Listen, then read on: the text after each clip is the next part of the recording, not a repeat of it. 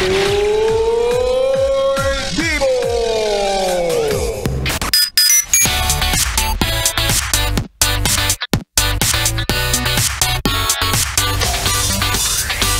Yes, friend! 101.1 Yes FM. At kasama mo na ang bibi mo sa radyo, DJ B-Boy Bibo! Yes, friend. Ano naman kung umulan? Ang init-init pa rin naman. Naku, lalo na dito sa boost ng Yes FM. Dito mismo sa kinalalagyan ni B-Boy Bibo, ang init-init. Wala kami sa Amerika pero parang naka-heater kami dito. Okay, ang panawagan po sa mga brand ng appliances, please po magpadala kayo ng aircon at electric fan now na. Sasabihin ni Joshua, ang init-init, naka-jacket ka. Wala naman mag-topless ako dito. O eto na nga mga yes friend, no? Ikaw kung feeling mo mailap sa'yo ang pag-ibig, bakit kasi hindi mo itry sa SSS? No? Nag-joke?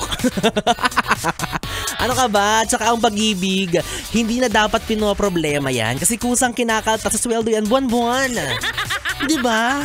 Kaya wag mo na masyadong maging mapili. Bigyan mo muna ng momentum yung sarili mo na namnamin at lasapin yung mga bagay na meron ka. Wag mo nang tumingin at mainggit sa kung anong meron sila. Diba? Naku, alam nyo, may mga ganyan talagang pagkakataon sa buhay natin. No? Na kung ano pa yung wala tayo or kung wala sa atin, yun pa yung hinahanap-hanap natin. Well, technically, hindi mo nga naman hahanapin kung meron ka na, diba?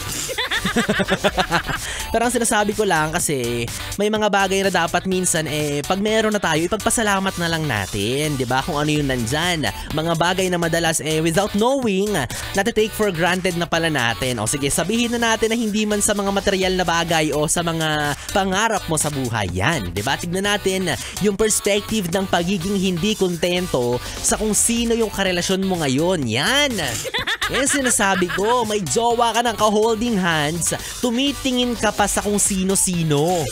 Samantalang ako, walang kayakap, walang ka-holding hands. Pinagtsatsagaan ko na lang pati sarili ko. Diba? Sumingot ako. Sumingot si Biboy Bibo. Ang juicy nun.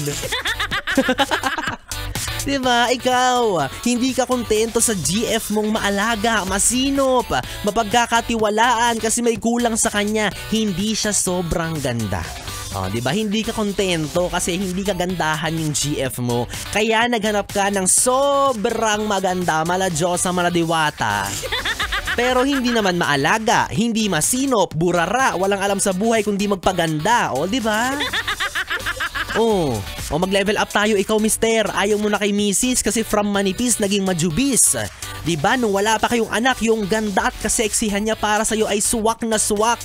Pero nung nagkaanak na kayo, nagkapamilya, bigla na lang ayaw mo na sa kanya kasi feeling mo na losyang na siya. Hay nako, sino ba naman kasi ang babaeng manganganak, magiging ilaw ng tahanan, ang magbabudget ng kaperahan, magtatrabaho, maglilinis ng bahay, ang mananatiling fresh, diba? Sino? Bukod kay Marian Rivera. Hoy. Diba, ang ganda, parang di nanganak ng dalawa. Maintain yung freshness. O kaya shoutout sa mga ina dyan o mga ina kayo na feeling nyo ang haggard yung nakakaasikaso sa pamilya ninyo, na kung minsan ay nakakalimutan nyo ng alagaan yung sarili nyo, diba? I salute you all.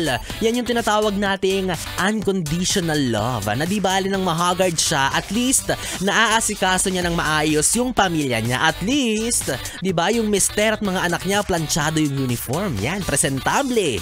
May baon na pagkain, ay hindi nagugutom. Malinis yung mga damit, ay talaga nga namang inaasikaso. May inuuwi ang maayos na bahay, diba? Komportable sa tinitirahan. Kaya hindi natin masisisi yung ibang nanay kung bakit sinasabi nila minsan, sana nagkasambahay na lang ako, at least doon may sweldo.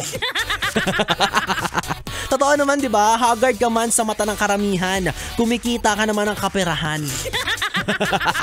Pero wala since iba ang puso ng isang ina, talagang ganyan talaga, magsasakripisyo sila. Diba? Kaya palakpakan para sa'yo, inay. Dahil ngayon ay medyo nalalapit na tayo sa araw ng mga ilaw ng tahanan. Yun. Anyways, kapiling nyo na pa ako, DJ B-Boy Bibo, ang DJ na single, ready to mingle, basta walang label. At makakasama nyo ako hanggang mamayang alas 12 para sa ating BB Time. Dito pa rin at dito ka lang sa istasyong tanggal limot ang problem, ang 101.1 Yes FM.